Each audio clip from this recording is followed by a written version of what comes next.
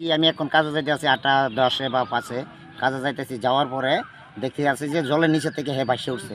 তখন এবার কি তারা লোকেরা কইছে যে ধরো ধরো তখন একটা চাকমা ফুলা আসলো, তখন নৌকা দিয়া হে মানে ধরছে। ধরার ঘটনাটা 8:05 থেকে গাছের গুড়িটা পার হয়েছে তারপরে গাছের গুড়ি দিয়ে ওই পাশে গিয়ে ঢুকছে, ভাসে উঠছে, ভাসে উঠার পরে এরপরে আবার নৌকা দিয়ে আটটায় এই সাইডে আটকানো হয়েছে। ওই তো ঘটনাটা গুদরাঘাট গত পরশু দিনের ঘটনা সকালে।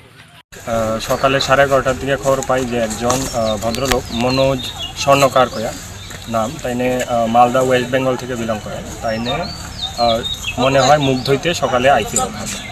তো ঘাটে যে আইছে অনেকক্ষণ ধরে ফেরত গেছে না, 1-2 ঘন্টা হয়েছে ফেরত গেছে না। এলিগা বাড়ির যা মানুষ আছে বা যারা লগে থাকে, লগে যা কাজ করে যারা, তারা সেরা খোঁজাখুঁজি করছে এরিয়ার ভিতরে, কিন্তু তাইনেরে পাওয়া গেছে না। ব্রাশ আর কিছু চপ্পল জুতা পাওয়া গেছে, কিন্তু তাইনেরে পাওয়া গেছে না। তা এটা আন্দাজ করে লইছি যে জলেই পড়ছে আর উঠতে পারছে না, কোনো অসুবিধা হয়েছে, এদিকে জলে ডুববা বডিটা খুঁজে পাওয়া গেছে। খবর পাওয়ার পর আমরা সাব ডিভিশনের ডিজাস্টার ম্যানেজমেন্ট টিম আর টিএসআরের টিম আমরা ডিপ্লয় করছি।